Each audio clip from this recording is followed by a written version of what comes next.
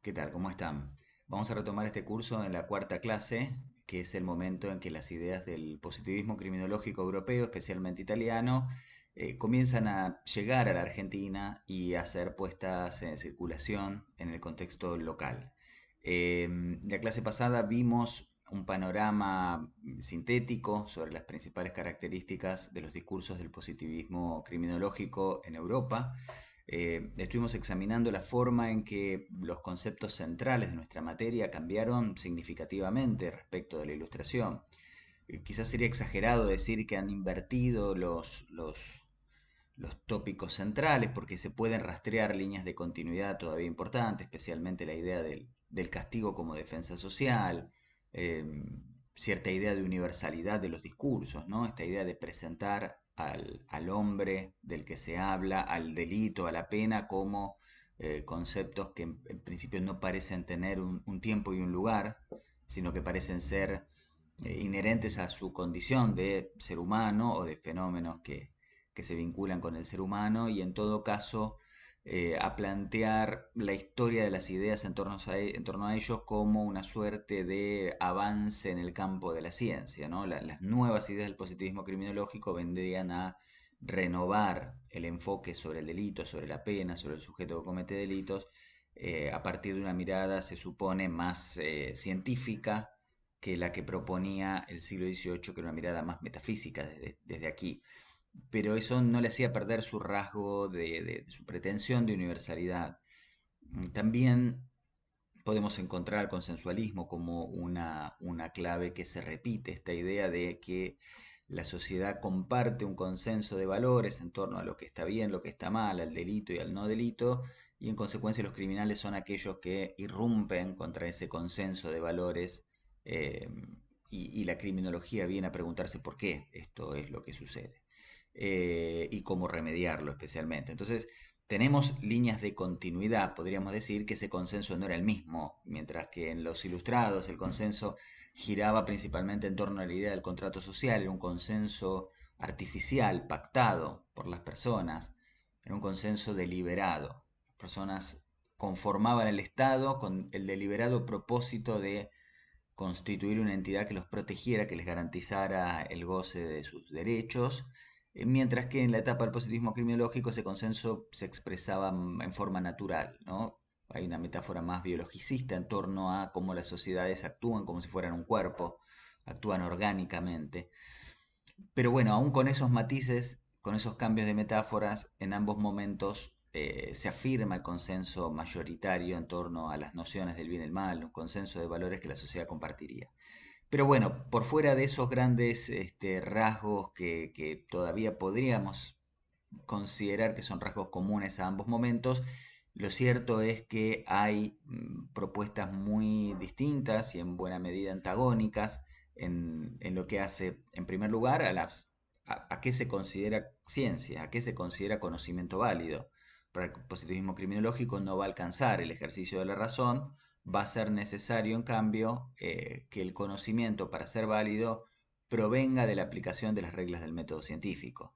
Es decir, el conocimiento solo puede ser aquel que surja de la observación, de la identificación, de la clasificación, de someter la hipótesis a verificación, a ejercicios de ensayo, de prueba y error para ver si este, pueden considerarse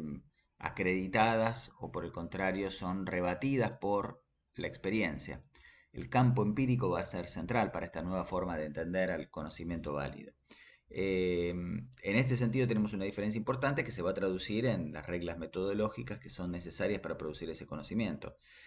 También va a haber una diferencia muy importante en la concepción del sujeto, porque si el sujeto comienza a ser observado con la lógica con la que se miraba los fenómenos de la naturaleza, es porque se piensa que también el sujeto, las personas, estamos sometidas a leyes causales que nos determinan actuar de un modo u otro, como lo están los fenómenos de la naturaleza. Y esta premisa supone entonces que las personas estamos determinadas a actuar en un sentido u en otro, y esto se contrapone fuertemente con las distintas nociones de libertad que circularon en el periodo de la Ilustración. Y esto va a generar también diferencias en la manera de entender el delito, ya no más como una infracción jurídica, esta idea del delito, que es una conducta que infringe una ley del Estado, da una cierta idea de artificialidad en la determinación de qué es un delito, ¿no? En principio,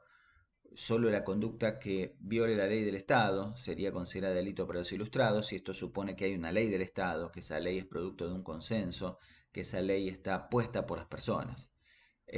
Mientras que los positivistas van a participar de la idea de que el delito es una conducta disvaliosa en sí misma, naturalmente aberrante, injusta, y por lo tanto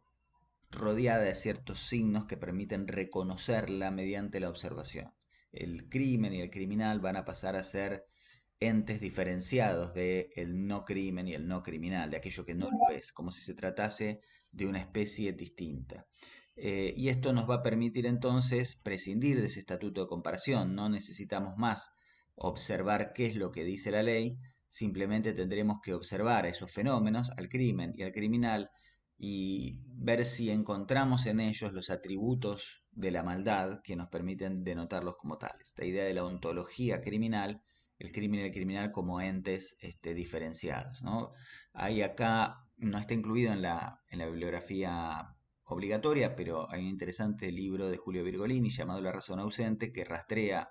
estos grandes ejes del pensamiento del positivismo criminológico en un capítulo dedicado a las llamadas premisas fundacionales de la criminología, que podría ser consultado como una fuente de lectura optativa. Julio Virgolini, La razón ausente,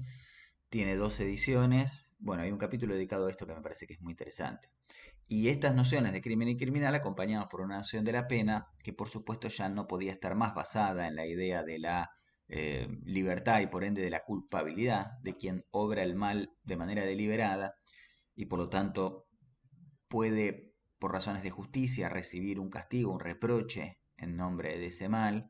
o incluso por la idea de que si el sujeto es libre y decide por un cálculo de beneficios, de placeres y displaceres, el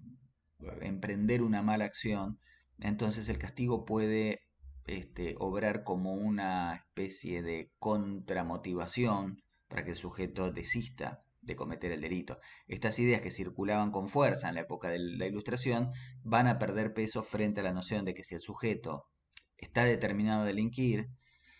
sea esto por razones hereditarias, innatas, o sea por razones ambientales adquiridas, en cualquier caso, no sería capaz de culpabilidad. No le podríamos reprochar el mal acto a un sujeto que no lo ha decidido, que simplemente se ha visto arrastrado a cometerlo por circunstancias que se han vuelto determinantes de su conducta. Y en consecuencia, el fundamento del castigo va a tener que estar montado sobre una nueva idea, que es la idea de la peligrosidad. Un sujeto determinado de crimen es un sujeto peligroso y por lo tanto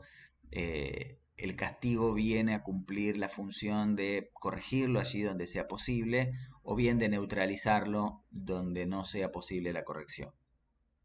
Resumidas entonces estas ideas que vimos con mayor detenimiento en la clase anterior, nos vamos a ocupar ahora de ver cómo estas ideas llegaron a la Argentina, se fueron primero circulando y luego instalando en nuestro país, en ciertos círculos de lectura y de atención y de preocupación por estos problemas, y también en ciertos círculos vinculados más a la práctica. Porque mientras en la clase pasada nos deteníamos puramente en las discusiones, en las tesis doctorales, en los libros, en los textos académicos sobre este tema, hoy, además de ver algunas de esas obras, vamos a hacer una mención a algunas instituciones, porque el positivismo tuvo esta cualidad de quizás tener hasta mayor penetración institucional que legal, por ejemplo, en nuestro país. Entonces vamos a hacer alguna referencia a los distintos espacios, los distintos ámbitos en donde las ideas del positivismo criminológico, especialmente el italiano, llegaron a la Argentina y comenzaron a circular, a discutirse y a ser debatidas a nivel local, que es el núcleo de este curso que estamos presentando. Pero bueno, primero vamos a comenzar por hacer un breve panorama del contexto en el que estas ideas llegan. La clase pasada, ustedes se acordarán, arrancábamos más o menos en el periodo 1820, cuando comienzan a llegar a partir de los años 20 las primeras traducciones de los libros de Beccaria y Bentham, y nos deteníamos en 1860, podríamos haber seguido un poco más hacia la década de 1880. Entre 1860 y 1880 hay una mayor influencia quizás de los neoclásicos, aquellos autores que siguiendo las grandes líneas de los ilustrados comenzaron a mirar al sujeto con más detenimiento, ¿no? Ortolán, Rossi, Pacheco, empezaron a prestar alguna atención más al sujeto y ya no solo al acto que este sujeto protagonizaba, y de ellos vienen, por ejemplo, las teorizaciones sobre las circunstancias atenuantes y agravantes. Un derecho penal que mira el acto, pero que al momento de pensar en el tipo de pena a aplicar y en su extensión, también dirige una mirada a su autor y a las circunstancias que rodearon la realización de ese acto. Los neoclásicos vienen a funcionar como una suerte de transición entre los ilustrados y los positivistas. Estos últimos, los positivistas de quienes vamos a hablar hoy, ya haciendo de esa mirada al actor, al sujeto, una mirada central para la criminología. Esta, como sabemos por la clase pasada, para el positivismo criminológico, el delincuente va a tener un protagonismo central. Eh, el panorama del positivismo criminológico en Europa fue contemporáneo con el panorama de su, llamémosle entre comillas, recepción en la Argentina. Y esta es otra singularidad del periodo. Cuando hablábamos de los ilustrados teníamos un desfasaje temporal, aquellas ideas de Beccaria, de su libro de 1764, se empezaron a expresar en la Argentina hacia los años 1820, 30, 40, etc. O sea, hay un desfasaje de unos 50, 60, 70 años aproximadamente entre el libro de Beccaria y su discusión a nivel local. Mientras que con los positivistas nos va a pasar algo distinto. Las ideas del positivismo criminológico van a llegar en tiempo real. Y esto va a ser muy interesante porque va a permitir que se genere ciertos espacios de debate, de discusión, en algunos casos discusión cara a cara, participación de positivistas locales en congresos realizados en Europa, llegada de algunos positivistas europeos a la Argentina, la presencia de Ferri en la Universidad de Buenos Aires, por ejemplo, y el debate cara a cara a nivel local o con los autores locales.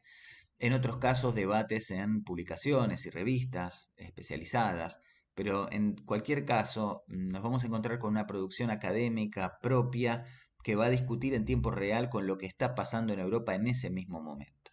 Tiempos en que una oligarquía local también accedía a viajar con frecuencia a Europa y establecía una relación muy de establecer puentes con el primer mundo y de conformar en Argentina, especialmente en Buenos Aires, una suerte de o una vocación por recrear los modos de vivir, los estilos de vida de las oligarquías europeas, ¿no? El diseño incluso arquitectónico de algunos barrios de la ciudad de Buenos Aires, de muchos edificios, en similitud, en espejo con grandes capitales europeas, especialmente con París, y también la idea de una élite porteña que trata de recrear ciertos estilos de vida, ciertas formas de pensar o de mirar la noción de progreso en espejo con esa Europa a la que se trataba de imitar, ¿no? Eh, Ahora bien, pese a esto, el panorama que nos ofrece la última parte del siglo XIX, que es donde nos tenemos que concentrar, en el último cuarto del siglo, del siglo XIX, estuvo fuertemente marcado por un episodio que en nuestro país y en la ciudad de Buenos Aires especialmente se produjo en el año 1871, que fue la epidemia por la fiebre amarilla. Esa epidemia generó un rediseño de la ciudad de Buenos Aires y también terminó propagando una preocupación generalizada en nuestro país por las pestes, por la salubridad, por el sanitarismo, que comenzaron lentamente a darle un protagonismo en la discusión pública y un prestigio y un reconocimiento a ciertos saberes vinculados con lo sanitario, especialmente la medicina y el higienismo comenzaron a ser una voz reconocida, escuchada y respetada en el ámbito de lo público, y esto significa también en el ámbito de lo político, ¿no? Se comenzaron a diseñar ciudades con cuadrículas más ordenadas, con cloacas, con agua potable. En definitiva, se tomaron medidas para tratar de erradicar futuras pestes. Eh, Se empezó a producir o a desembolsar un importante gasto estatal para erradicar las áreas de contagio, erradicar cementerios dentro de los centros de las ciudades o erradicar los mataderos como una forma de minimizar los riesgos derivados de los contagios de este tipo de enfermedades. Y de esa manera, en los años que siguieron a 1871, lentamente se fue consolidando algo así como una alianza política y burocrática entre la medicina y la política, ¿no? Los médicos, los sanitaristas, los higienistas comenzaron a ser actores centrales de la política en Argentina y hemos tenido casos como el de Eduardo Wilde, que fue un funcionario que ocupó distintas áreas del gobierno, fue director del Departamento de Higiene y Obras de Salubridad de la Nación, pero también fue titular de distintos ministerios, incluido el Ministerio de Justicia. Entonces tenemos una consolidación este vínculo entre medicina, política, burocracia estatal y hasta control del delito. Aparece ahora por fin, como no había aparecido con la Ilustración, la idea del experto, la idea del especialista. El experto del siglo XVIII, el experto de la Ilustración o de comienzos del siglo XIX en la Argentina, no era específicamente, no era necesariamente un experto en temas penales, era más bien algo así como un intelectual, un sujeto que dominaba simultáneamente distintas áreas del saber, ¿no? Beccaria no fue un penalista, fue un tipo que escribió un libro muy importante para la historia de las ideas penales, pero también escribió sobre otras cosas muy diversas. Eh, Fue poca la producción académica de Beccaria sobre el delito y la pena en concreto, aunque haya sido muy relevante. En cambio, en el siglo XIX nos vamos a encontrar con especialistas en ciertos saberes, con perfiles más marcados hacia la especificidad en ciertas áreas concretas del saber, y esto también de la mano de una necesidad, ¿no? El saber, el acervo de conocimiento humano se iba complejizando cada vez más, y la idea de que una persona pudiera condensar una expertise sobre todos los saberes que la humanidad venía dominando era cada vez más irrealizable. Eh,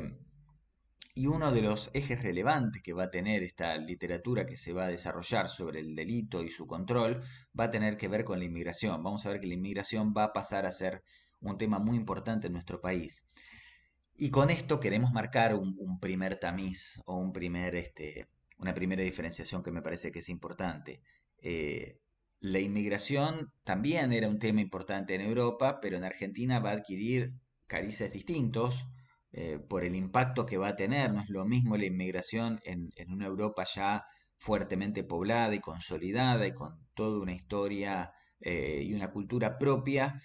que la inmigración en un lugar como este, que posterior a la conquista de América o al genocidio en América, como querramos ver ese proceso, se va a reconfigurar de una manera quizás más lenta, y la inmigración va a tener un rol clave en la conformación de la propia identidad nacional. No es un fenómeno que se monta sobre naciones más o menos consolidadas en su identidad, sino que aparece en el mismo proceso de consolidación de las propias identidades nacionales. Argentina, 20 años atrás, 30 años atrás, había dictado su propia constitución, terminando de cerrar un proceso que había comenzado con la Revolución de Mayo, seguido con la independencia, de consolidación de una unidad o de una identidad jurídico-política, y los flujos migratorios iban a ser claves, bajo esta idea de gobernar es poblar, esta idea de una constitución que ya mira como algo positivo para la constitución de la nación a la inmigración. Bueno, la inmigración va a tener evidentemente un lugar o un impacto diferente del que tuvo en Europa en términos de pensar a la sociedad argentina dentro de ese contexto especial. Entonces, la criminología argentina, decíamos, va a aparecer, al igual que la italiana, en la última parte del siglo XIX, a partir de las lecturas de los positivistas italianos. Lombroso, Ferri, Garofalo van a ser claves en nuestro país, y se va a dar este fenómeno que adelantábamos antes de la discusión en tiempo real entre positivistas argentinos e italianos, ¿no? Los viajes de los argentinos allá, la llegada de algunos de los italianos a nuestro contexto, la la posibilidad de esa élite local de leer a los positivistas en la lengua original, pero también de traducir las obras y ponerlas en circulación en nuestro contexto.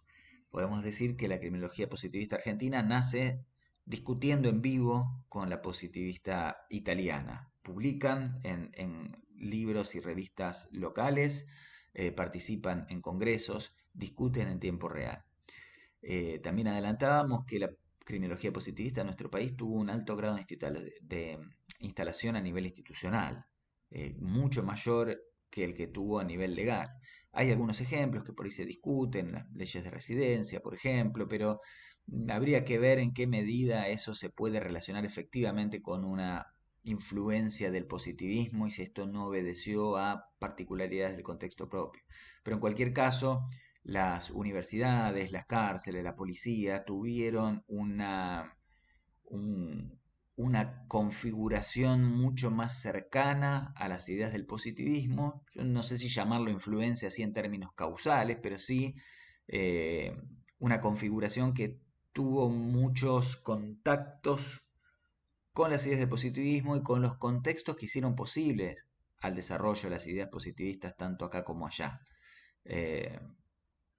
entonces, daría la sensación de que esas instituciones hoy pueden ser puestas desde una mirada retrospectiva mucho más en relación con el positivismo criminológico que lo que lo que podríamos llegar a decir respecto de, por ejemplo, la legislación, cuando en Argentina teníamos una constitución de un tipo más liberal, al sentido de los revolucionarios franceses del siglo XVIII, un código penal más liberal que miraba al acto y no tanto al autor, mucho más influido por las ideas de los ilustrados, y códigos de procedimiento que van a tener un cariz quizás más inquisitivo, que surge más de una amalgama de las ideas todavía de la Inquisición europea, de la Inquisición española, pero no necesariamente vinculados con las ideas del positivismo. Entonces, una legislación más alejada de las ideas del positivismo criminológico, pero instituciones forjadas con un espejo más claro en estas. Eh, y hablábamos del tópico de la inmigración, a ese tópico se le van a agregar otros que también van a ser recurrentes en la época, como la prostitución, como el delito callejero, la pobreza, la vagancia, ciertas problemáticas que son expresiones de lo que la clase pasada hablábamos como la aparición de las llamadas clases peligrosas, o desde un punto de vista no tan elitista, desde una mirada no tan construida desde el poder, como la emergencia, la llamada cuestión social, eh, como un producto también de la revolución industrial. Vamos a empezar a hacer un repaso por los autores que marcaron las ideas centrales del positivismo en la Argentina. Un repaso, por supuesto, no es exhaustivo. Hay bibliografía muy interesante sobre este tema, algunas de las cuales hemos incorporado a este curso. Hay otra bibliografía optativa. Hay mucho escrito en nuestro país sobre el positivismo en la Argentina, textos de Iñaki Anitúa, de Máximo Soso, de Giuditta Creazzo, en fin, muchos autores que han mirado de cerca el momento de la criminología en Argentina y por supuesto ustedes pueden utilizar todo ese material para ampliarlo. Aquí nos vamos a quedar con algunos pocos autores y algunas ideas centrales como para dar una idea de lo que a nosotros nos interesa más, que no es tanto el positivismo criminológico en sí, sino más bien cómo las ideas penales, para decirlo en un sentido amplio, llegaron, circularon, se debatieron y contribuyeron a conformar nuestros propios saberes. En este caso son las del positivismo criminológico, en las dos primeras clases fueron las de la ilustración y en las últimas clases serán las que circularon a partir de las décadas 70 y 80 del siglo XX en la Argentina, pero en cualquier caso, más que los momentos centrales, que también se estudian en otras materias de esta carrera, lo que nos interesa es el propio proceso de importación, circulación y reconfiguración de las ideas que también nos permitiría pensar nuestro presente. Y esto es uno de los objetivos también importantes del curso, que este tipo de experiencias sobre distintos momentos históricos en realidad nos terminen dando ciertas herramientas para mirar con mayor atención cómo hoy en nuestro presente circulan ideas traídas de afuera, se debaten, se trasladan, se reajustan, se readecúan y en definitiva terminan contribuyendo a formar nuestras propias ideas y representaciones y prácticas sobre la cuestión criminal. Y en este sentido me parece que el texto de Soso, Traductor y Traditore, que está incluido en la bibliografía obligatoria del curso, es un texto central para poder abordar estos procesos y es la gran inspiración de este curso. Entonces, vamos a hacer un repaso por algunos autores muy relevantes. El primero de ellos es Drago. Entre otras obras, quizás la que más nos interesa destacar es la que escribe Drago en 1888, Los hombres de presa. Pensemos que Lombroso escribe en 1876 El hombre delincuente y luego va realizando las sucesivas reediciones de esa obra con cambios muy importantes, pero Drago escribe Los hombres de presa en 1888, apenas 12 años después del hombre delincuente, en 3 años después de que Garófalo publique Criminología. Entonces estamos hablando de autores que están escribiendo en el mismo momento en el que la criminología positivista italiana se está escribiendo, ¿no? Drago fue abogado, fue también un miembro de la Sociedad de Antropología Jurídica, de la que vamos a decir algo un poquito más adelante. En lo que nos interesa destacar para este curso es que Drago era un autor que aceptaba en general las ideas del positivismo criminológico, o sea, partía de esa base, podemos ver en Drago las influencias del positivismo italiano, pero sin embargo discutía algunas premisas, algunas de las cuales eran centrales incluso del positivismo criminológico. Y acá vemos aquello que en la ilustración parecía más bien excepcional, rescatábamos el ejemplo de Florencio Varela, les dimos una tarea vinculada con Solano Antuña, pero esa idea de la metamorfosis, de los ejercicios de adaptación, de adecuación de las ideas importadas al contexto local, en la ilustración era algo excepcional, algo que había que rastrear y encontrar con mucha paciencia y mucho cuidado. En el positivismo criminológico va a empezar a pasar, como lo adelantamos la clase pasada, que esto se vuelva más frecuente. Y en Drago vemos ejercicios de estas características. Eh, el primero de esos apartamientos, de esas objeciones que Drago va a poner al positivismo criminológico, cuyo esquema general, insisto, él acepta, tiene que ver con la idea de que las sociedades primitivas tengan un carácter antisocial y sanguinario, ¿no? Que estaba planteada en autores como Lombroso y que Drago va a cuestionar. Drago va a decir, bueno, Lombroso sabe esto o dice esto porque se basa en diarios de viajeros. No, Lombroso no fue a investigar estas sociedades realmente, no tuvo un contacto directo. Está trasladando la opinión de lo que dicen algunos viajeros que escriben diarios y Lombroso los lee y entonces reproduce estas experiencias en sus propias obras. Nosotros podemos tener un conocimiento de primera mano de estas sociedades porque sin ir demasiado lejos, haciendo algunos kilómetros hacia el interior de la provincia de Buenos Aires, ya encontramos comunidades que viven en estas condiciones similares a las sociedades primitivas y lo que podemos observar cuando vemos a estas comunidades en su coexistencia cotidiana es que en general son eh, poblaciones o sociedades más bien pacíficas. No vemos agrupaciones sanguinarias. Vemos al contrario sociedades más bien mansas, de carácter humano. Los pueblos que habitan el interior argentino son poblaciones que no tienen las características que Lombroso le asigna de sanguinariedad, que él reconstruía a partir de estos diarios de viajero, con lo cual también introduce Drago no solo una crítica conceptual a la idea del carácter antisocial y sanguinario de estas comunidades, sino también una crítica metodológica al modo en que algunos positivistas construían este conocimiento de segunda mano, un conocimiento empírico a partir de observaciones que no eran propias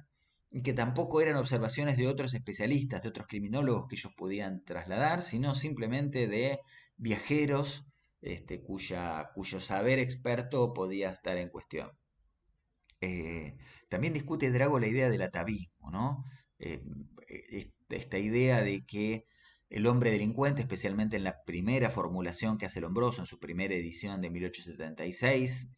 sea necesariamente un hombre que presente rasgos antropológicos de regresión a un estadio anterior al desarrollo humano. La foseta occipital como un atributo o una característica de cráneo que se encuentra en algunos mamíferos superiores, daría la idea, según Lombroso, de que el hombre delincuente era un ser a medio camino entre el mono y el hombre, un ser todavía no desarrollado con una regresión evolutiva. Drago lo va a criticar, va a decir que en realidad la degeneración es una combinación de factores genéticos y hereditarios, como los que planteaba Lombroso, con otros adquiridos que son ambientales,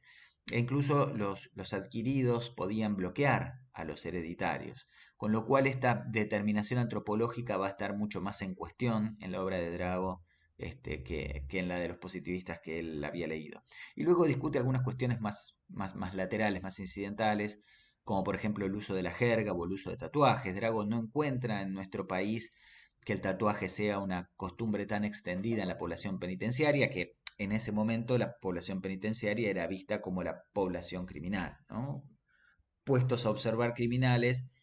se iba a las cárceles a observarlos bajo la idea de que en las cárceles había criminales y que todos los criminales estaban en las cárceles y uno podía equiparar la población encarcelada con la criminalidad total de una sociedad. Esto lo estamos planteando en términos un poco simplistas, pero bueno, a los fines de este curso me parece que sirven, luego se podrá matizar en una profundización de esto. Y sin embargo, las cárceles argentinas no estaban pobladas de personas tatuadas como pasaba en Europa. Y algo parecido surgía con la jerga. No necesariamente la jerga era un atributo del mundo de la criminalidad. Esto lo marcaba también Ramos Mejía, cuando Ramos Mejía hace un prólogo al libro de Drago, a los hombres de presa. Él cuenta como anécdota en ese prólogo que él y sus amigos, ¿no? Pensemos personas, Ramos Mejía fue un profesional, un personaje muy destacado de la vida política y científica de nuestro país. Podemos presumir que sus amistades de juventud formaron parte de ciertos círculos de élite de la sociedad porteña, y sin embargo digo esto porque desde la mirada del positivismo criminológico, esos círculos estaban en las antítesis de los sectores sociales que se identificaban con la criminalidad, ¿no? Ramos Mejía probablemente pertenecía a un círculo privilegiado que por supuesto no se concebía como criminal,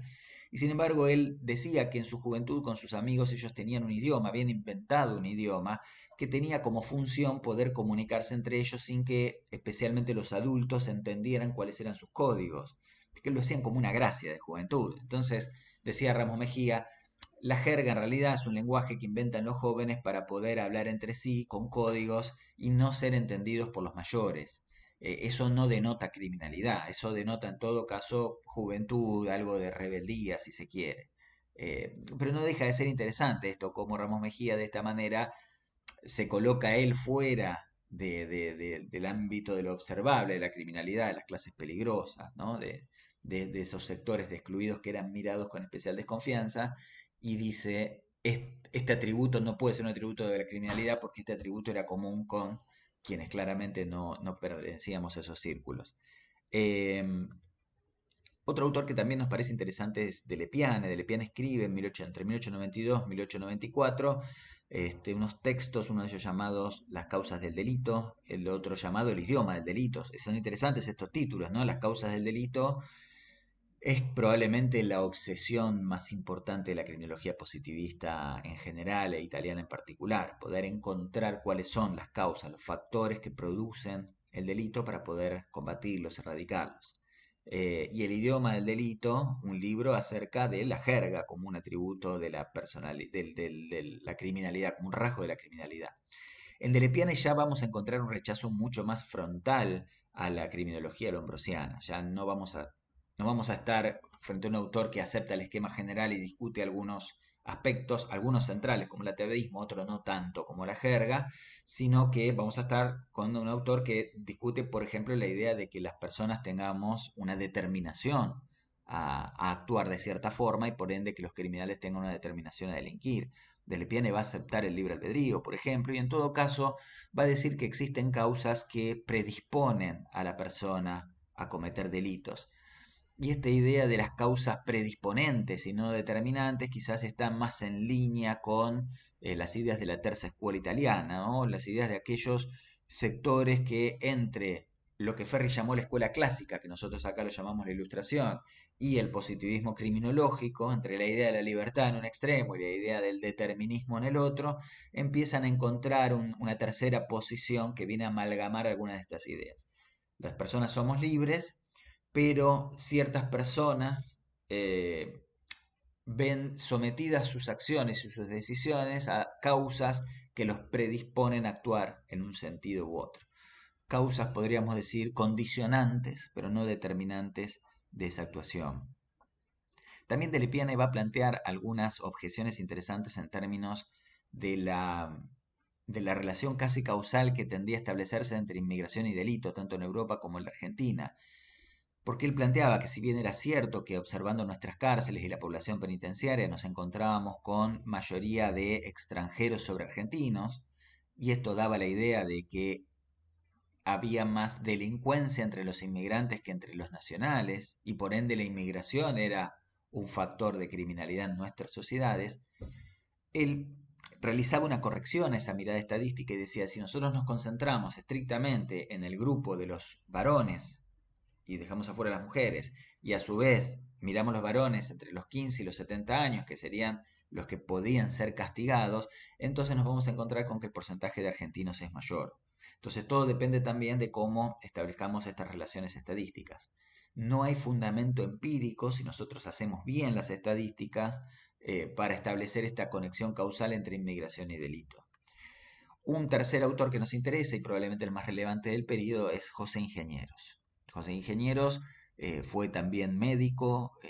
socialista, ¿no? Médico como Lombroso, socialista como Ferri, fundador del Partido Obrero Argentino, fundador del periódico La Montaña junto con Leopoldo Lugones. Eh,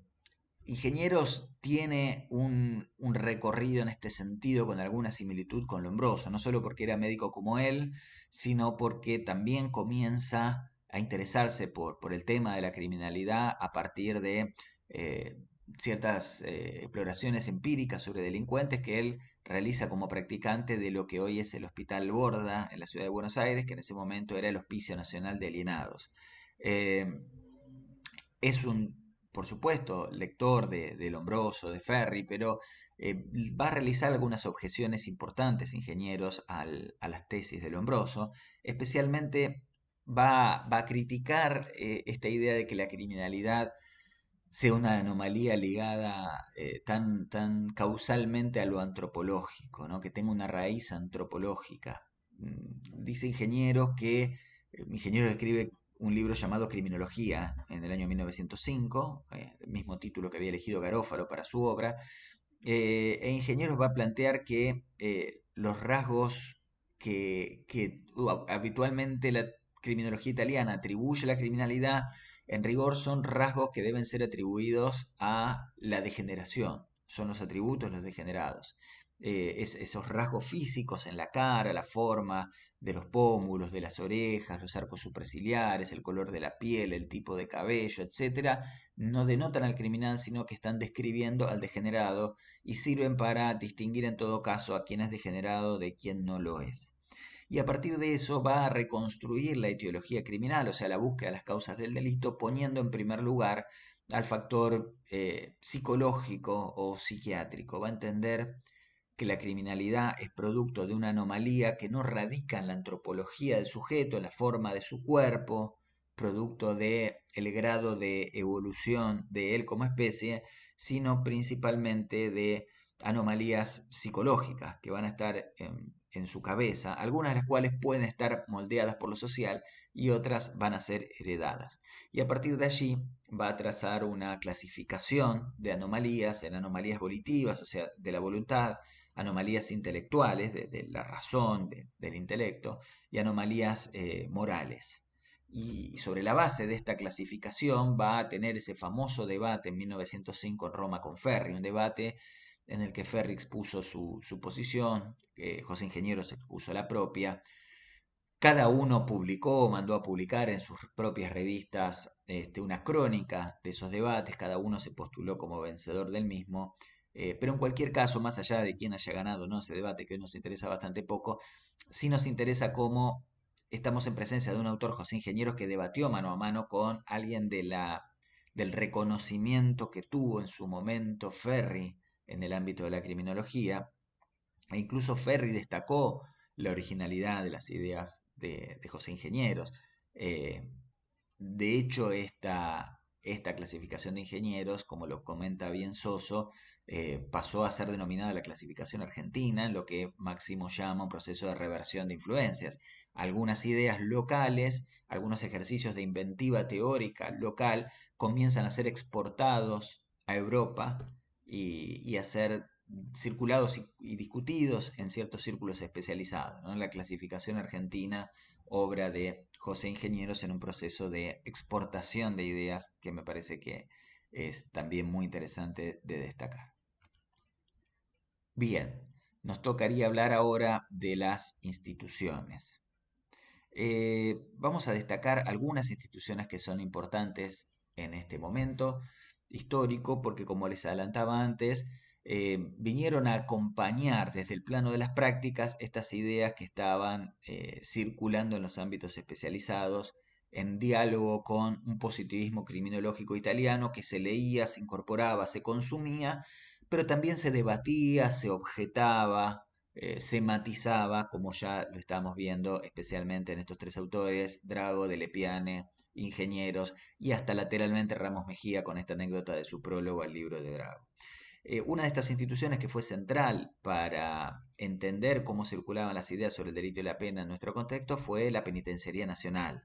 La Penitenciaría Nacional, que estuvo ubicada en la ciudad de Buenos Aires, en el lugar donde hoy está la plaza, el Parque Las Heras, en la Avenida Coronel Díaz y Avenida Las Heras, una zona muy central del barrio de Palermo, entre Recoleta y Palermo, en la ciudad de Buenos Aires, y que hoy puede ser visitada como un parque muy bonito. En 1877 fue una de las cárceles más importantes de la historia de nuestro país. No fue la primera, porque hubo algunas cárceles provinciales anteriores, pero se transformó en una de las más famosas, junto probablemente con el presidio de Ushuaia, de las más famosas cárceles de la Argentina, ¿no? Fue una cárcel símbolo de adelanto y de modernización en el combate del delito. Pensemos que veníamos de formas de castigo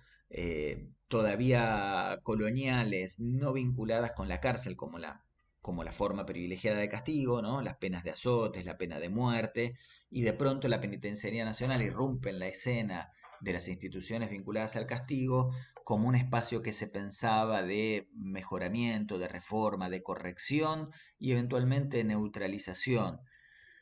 pero en cualquier caso, de tratamiento de las personas consideradas delincuentes, anormales, patológicas. Y por eso es que desde esta noción de ciencia se la veía como un adelanto, ¿no? Como dejar atrás ciertas formas propias de la barbarie, de la falta de civilización, de prácticas vinculadas con el antiguo régimen, con la colonia, prácticas crueles, para pasar a recoger los avances científicos y a partir de esas ideas más probadas, más vinculadas con el campo empírico, poder mejorar a las personas. Había en esto una vocación por eh, introducir nociones de civilización en el ejercicio del castigo. Nuestra sociedad iba a ser más civilizada, iba a estar más conectada y subida al tren de las ideas de la civilización europea en la medida en que castigara de una manera que permitiera corregir a las personas, mejorarlas o neutralizarlas, pero en cualquier caso abandonar aquellas formas bárbaras e incivilizadas de castigo que nos habían marcado en los tiempos coloniales. Por eso es que fue promocionada esta cárcel como un símbolo de adelanto y de modernización. Argentina parecía estar a la altura de las principales ciudades europeas, a la vanguardia de las formas más modernas y civilizadas del castigo. Esto dicho, por supuesto, con las ideas metidos en el contexto de las ideas del siglo XIX. La Penitenciaría Nacional fue un edificio de estructura radial en forma de abanico, en este sentido similar al presidio de Ushuaia, es decir, tenía un centro desde el cual salían como distintos brazos, forma radial, cada uno de esos brazos alojaba diferentes celdas y tenía un régimen de silencio total, aislamiento nocturno y trabajo diurno común en talleres. Entonces, ahí había, como se pueden ver, un cruce de objetivos e influencias entre el positivismo criminológico y el penitenciarismo, ¿no? Esta idea de el trabajo en talleres como una manera de eh, mejorar a las personas, darle ciertos hábitos, no solo de aprendizaje de oficio, sino también hábito de cumplimiento de horarios, cumplimiento de tareas, disciplina, en definitiva, pero también el silencio total y el aislamiento nocturno como una forma más vinculada con ciertas ideas donde se ve la influencia de probablemente del cristianismo, de ciertas versiones protestantes del cristianismo como forma de cumplir la penitencia, ¿no? Es difícil decir que las cárceles argentinas se moldearon exactamente en las ideas del positivismo criminológico. El penitenciarismo parece haber tenido una historia propia en contacto con el positivismo criminológico, pero no formando parte o no siendo lo mismo que él. Y en todo caso, las cárceles fueron adoptando ideas y prácticas que tomaron cosas tanto cosas propias del penitenciarismo como algunas prestadas del positivismo criminológico. Hay muchísima literatura en Argentina sobre tema cárceles. Sé que alguno de ustedes ha planteado alguna inquietud en torno a su interés por el tema de cárceles en Argentina. Yo les recomiendo que busquen online la revista Historia de las Prisiones, que tiene artículos muy interesantes. Historia de las Prisiones, ustedes lo buscan en cualquier buscador y se los va a dirigir hacia esa revista, dirigida por el profesor Cesano y por el profesor Núñez, y ahí van a encontrar artículos muy interesantes que los va a derivar seguramente a otros artículos, autores, bibliografía especializada que en nuestro país ha escrito y mucho y bueno y de calidad sobre la historia de las prisiones en la Argentina, en algunos casos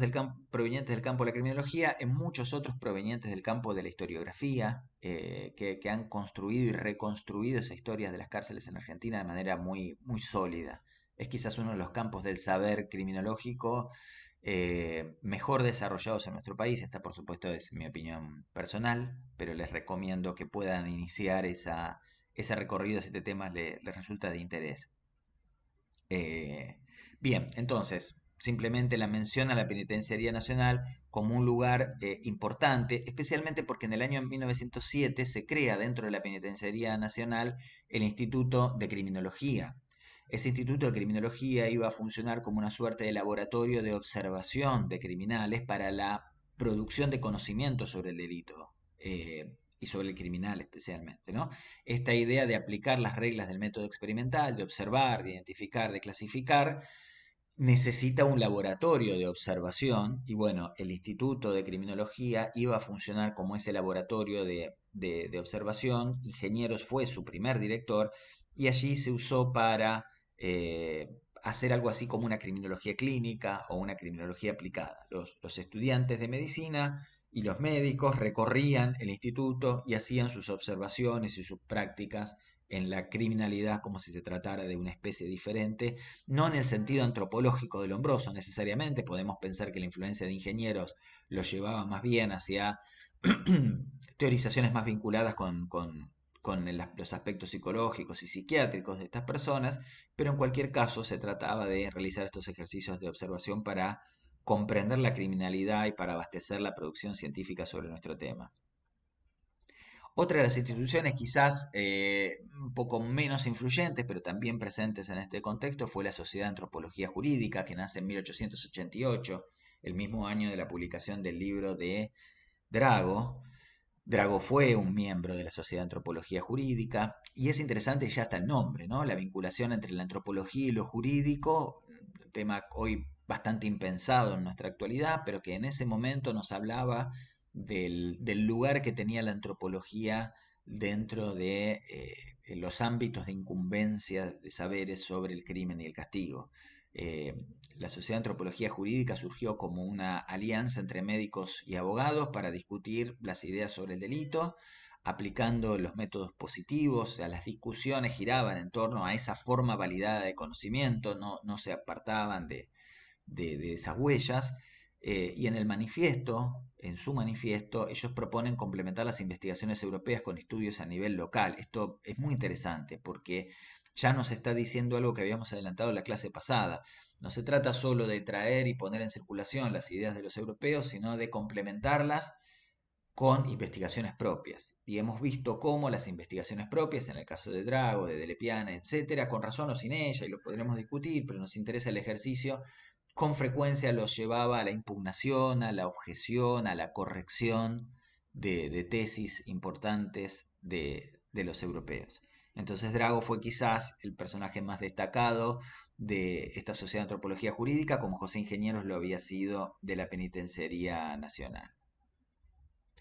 Y bueno, no por último, pero casi, también tenemos la sala de observación de alienados del depósito de contraventores de la capital federal, que se funda en el año 1899. Es muy interesante este título del depósito de contraventores, que era algo así como un lugar de alojamiento temporal que pertenecía a la policía de personas que eran llevadas sin tener una causa penal concreta, ¿no? Con los contraventores, personas que realizaban pequeñas incivilidades que no llegaban a configurar delitos. Pensemos especialmente en la vagancia, el travestismo, la prostitución, los inmigrantes, los anarquistas que se metían en problemas que no llegaban a cometer un delito, que en todo caso cometían contravenciones y eran temporalmente alojadas en estos llamados depósitos, suerte de eh, calabozos o cárceles, a cargo de la propia policía, sujetos que no estaban judicializados en el sentido más tradicional o más estricto del término, y que eran administrados de alguna manera como parte de la administración y control de las clases peligrosas por la propia policía. Bueno, Depósito de Contraventores de la Policía de la Ciudad de Buenos Aires, en ese entonces de la capital federal, tenía su sala de observación de alienados, ¿no? Donde iban los que eran considerados locos y por ende eran observados y se producía conocimiento sobre ellos. Algo así como una medida de seguridad predelictual. Eh, Durante el periodo de positivismo, ustedes sabrán, y si no es muy interesante que puedan profundizarlo eventualmente, que esta idea del estado peligroso sin delito fue una idea que circuló fuertemente. El estado peligroso sin delito era la situación de peligrosidad predelictual de un sujeto, alguien que demostraba tener atributos de peligrosidad en su comportamiento, en su personalidad, pero que no llegaba a cometer un delito y sin embargo se pensaba en las formas de intervenir sobre él para evitar que lo cometa, ¿no? Entonces, el estado peligroso sin delito era la situación de un sujeto que revelaba un ánimo de peligrosidad que aún no se había expresado en la comisión de algún delito concreto, pero que podía expresarse más adelante. Nosotros tuvimos, por ejemplo, José Pecó, al autor de un proyecto de Estado Peligroso sin Delito, que fue una suerte de proyecto de código contravencional o un código penal sin delito, ¿no? Que tuvo incluso tratamiento legislativo y no llegó a terminar de sancionarse por ambas cámaras producto de un golpe de Estado allá por los años 39-40, pero bueno, estuvimos muy cerca de tener un proyecto de esas características. Y luego teníamos también una gran influencia de otras instituciones como son las universidades. En especial, vamos a hablar de la Facultad de Medicina y de la Facultad de Derecho, justamente porque médicos y abogados fueron los grandes, junto con la antropología, pero la antropología muchas veces también se discutía en los ámbitos de la Facultad de Medicina, fueron los grandes captadores de este momento, los que hegemonizaron los saberes sobre el crimen y el castigo en este momento histórico, a partir del prestigio que sus saberes habían adquirido, la abogacía vinculada al mundo de lo político y de la conformación política de la sociedad, la organización de la Argentina como Estado, y lo cual requería de la sanción de una constitución, de leyes, de códigos. Bueno, los juristas se abogaban, se arrogaban un saber especializado sobre esto, y los médicos por todo lo que veníamos diciendo vinculado con las pestes, el sanitarismo y ese lugar de privilegio que van a ocupar para entender la conducta humana y entender la conducta criminal de acuerdo a los cánones de la época. Eh, la Facultad de Medicina de la UBA fue una gran institución formadora de criminólogos de la época, Ramos Mejía, De Veiga, Alejandro Cort. Bueno, muchos de ellos fueron formados en esas aulas y en paralelo algo similar pasó con la Facultad de Derecho de la UBA, que recién en el año 1887 va a crear su primera cátedra de Derecho Criminal. Si nosotros recapitulamos un poco, recordaremos que en la primera clase o en la segunda, cuando hablamos de las ideas de la Ilustración en la Argentina, más específicamente, decíamos que el entonces llamado Departamento de Jurisprudencia, hoy Facultad de Derecho de la UBA, inicialmente había tenido una cátedra de Derechos de Gentes y una cátedra de Derecho Civil, y que las lecciones de Derecho Penal se daban al interior de la cátedra de Derecho Civil, y que no va a ser hacia fines de la década del 50, 1850, ya por 1857, que se cree por primera vez una cátedra de derecho mercantil y criminal, y entonces aparece lo criminal como algo distinto de lo civil, pero todavía no con su propia cátedra, sino con una cátedra que también comprendía al derecho mercantil. Bueno, recién en 1887 la UBA de Derecho va a tener por primera vez una cátedra de Derecho Criminal en forma exclusiva. Esa cátedra va a estar a cargo de Norberto Piñero. Piñero también un destacado autor en muchos campos de la historia política de nuestro país, un tipo que ha estado